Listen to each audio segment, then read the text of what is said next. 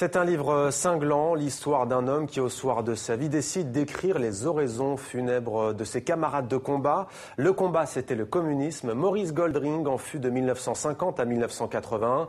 Combien de rêves brisés, combien de couleuvres avalées, combien de regards poliment détournés également, cachés ces crimes que je ne saurais voir. Bonsoir Maurice Goldring, bienvenue à vous sur TV5 Monde. Vous êtes l'auteur de ce livre, Les ex-communistes, éloge de l'infidélité. Ça paraît aux éditions Le Bord de l'eau.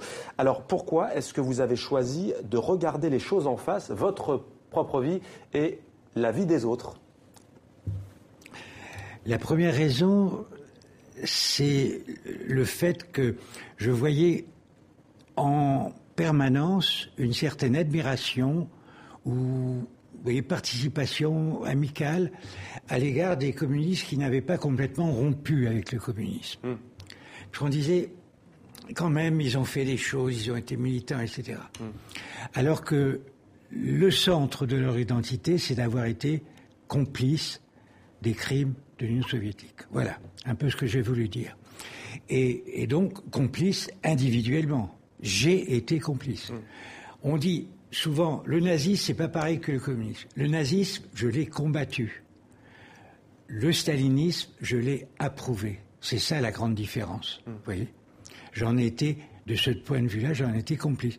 Donc je tenais à le dire, tout simplement parce que cette vérité, quand vous la jetez à la face de mes anciens camarades, elle crée soit une gêne, soit un scandale considérable. Vous voyez, ils refusent l'idée d'avoir été complice d'un système. C'est un tabou que vous avez voulu briser?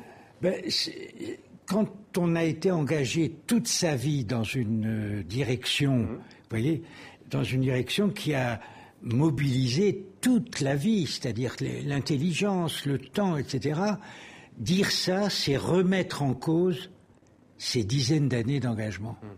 Et donc c'est compliqué, vous voyez. À un moment, on se dit, mais non, j'étais communiste, c'était bien, on a été pour la... Tout ça est vrai. Ils ont été pour la justice, ils ont lutté pour l'égalité sociale avec les ouvriers. Pour la décolonisation. Mais ce qui était leur identité communiste, c'était la fidélité à l'égard de Moscou. Alors, bien entendu, encore aujourd'hui, c'est extraordinaire, en Ukraine, il y a des gens, des rebelles ukrainiens, russes qui se battent pour protéger la statue de Maurice Thorez dans la ville de Thorez. Qui porte son nom. Alors ça, je vois dire, ça m'a rajeuni. Alors, il y a un passage très poignant dans votre livre où vous retournez à Budapest avec dans la tête l'image d'une jeune Hongroise que vous avez aimée à l'époque, au temps du communisme. Vous la retrouvez, mais d'une manière bien triste. Racontez-nous. Quand je suis allé à Budapest...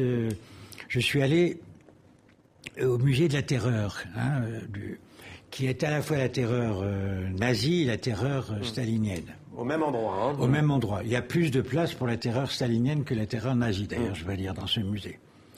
Et il y a des documents, des archives, et il y a des films. Et il y a des films sur les procès politiques qui sont des documents assez extraordinaires, et des films sur les personnes arrêtées dans les prisons, etc. Et à un moment, moi j'avais été au Festival de la Jeunesse comme délégué de la jeunesse communiste à Budapest dans les années 50. Effectivement, j'avais eu une petite aventure avec une jeune Hongroise qui m'avait raccompagné jusqu'au train du retour. Je lui ai dit au revoir.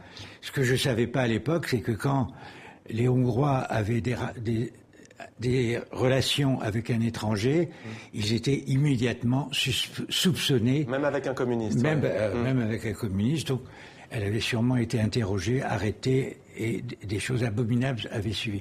Et donc, j'avais ça en tête. Et puis, je vois des images où j'ai l'impression de reconnaître son visage, bien sûr, tel qu'il était à cette époque.